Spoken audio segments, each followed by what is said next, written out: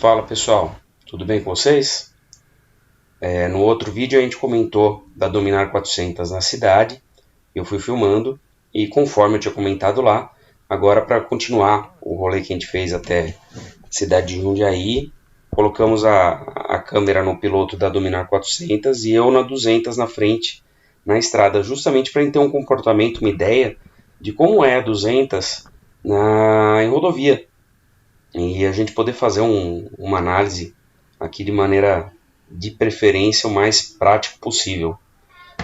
Aqui até um momento curioso, a gente está saindo do posto, que a gente parou para tomar um café, e vocês vão perceber que na saída do posto, como eu estou com uma moto que tem 24 cavalos e o colega que está com uma moto de 39 cavalos, mesmo com garupa, na saída do posto para entrar na rodovia eu pensei, bom, não vou deixar ele passando aperto, né? Eu vou dar a mão aqui para ele poder acelerar atrás. Só que na verdade, como ele estava com garupa, ele foi mais cuidadoso. A hora que a gente passa, vocês vão ver essa caminhonete aqui, a hora que a gente passa essa caminhonete, que a gente vai entrar na rodovia, eu baixo para a segunda e começo a abrir marcha até o shift light cortar, até a quarta. Na quinta marcha que eu começo a ir um pouco mais devagar e dá para ver que a moto retoma bem. A gente vai um pouquinho mais para frente, quando você vai ver, eu estou um pouquinho distante. A hora que eu percebo isso é que eu começo a tirar um pouco a mão. Então é uma moto que acelera muito bem e isso me permite até fazer um comentário que eu acho muito interessante sobre uma discussão do pessoal que fica assim, mas qual que anda mais? Dominar 200, a Phaser 250, a CB Twister. Primeiro, como eu já disse em outro vídeo, eu não entendo que as duas aqui sejam realmente as concorrentes da Dominar 200. Apesar que o desempenho dela está muito mais próximo dessas do que das menores, a questão do custo de aquisição e do comportamento urbano, ela está mais próxima das pequenas, das 150, 160. Mas, como é um comportamento de desempenho possível de ser comparado com a 250, eu vou colocar aqui, expor a minha opinião. Lógico que sem telemetria, sem dados de GPS, mas pensando na questão de eu já ter sido proprietário de duas Phaser 250 e uma Honda XR 250 Tornado. Então eu tenho um parâmetro de comparação de experiência, né, empírico razoável. Lógico, aqui não é caráter científico. Insisto já em alguns vídeos, eu ainda não sei nem se chegarei a ser algum grande youtuber, muito menos na imprensa especializada, então é apenas opinativo. Porém, contudo, entretanto, é bacana fazer essa comparação para a gente validar a questão da ficha técnica das motos. A Phaser 250, quando a gente olha para a ficha técnica, ela tem 21 cavalos e a Dominar 200 tem 24. Aparentemente, se olhar só por esse dado, ela anda mais. E a percepção que eu tenho é que, em termos de aceleração, até uns 120 km por hora, realmente a Dominar é mais rápida, ela acelera mais do que uma Phaser 250. Por quê? Porque ela tem uma potência em alta rotação, uma potência maior e um câmbio de 6 marchas bem curto. E isso ajuda também no escalonamento para permitir uma aceleração melhor. Motos que têm uma sexta marcha com overdrive, normalmente elas não precisam necessariamente ter as 5 primeiras marchas tão curtas. O objetivo nem é esse. No caso da Dominar 200, o objetivo do câmbio é um escalonamento voltado para a aceleração, para a esportividade. E isso auxilia no ganho de velocidade. Mas o torque da Dominar 200 está na ficha em 1,889 kgmf, né, quilo-força-metro. Mas, vamos arredondar aqui, 1,9 quilos, vamos usar uma linguagem aqui mais simples. 1,9 é menos do que 2, alguma coisa da Phaser. E daí a gente vai perceber o seguinte: primeiro, as duas 80 por hora em última marcha, sem reduzir marcha, começar a acelerar, a Phaser tem uma retomada que é um pouco mais consistente. Ela tem uma aceleração um pouquinho mais linear e mais suave nesse sentido. O torque também deve ser sentido, provavelmente, na questão do garupa, porque a potência tem a ver com a aceleração, muito mais, e o torque tem muito mais a ver com a força, com a capacidade da moto de manter a velocidade, mesmo com carga. Por isso eu acredito, até pela percepção que eu tive com as motos 250 anteriores, que as 250, em virtude do maior torque, vão sustentar melhor velocidade com garupa.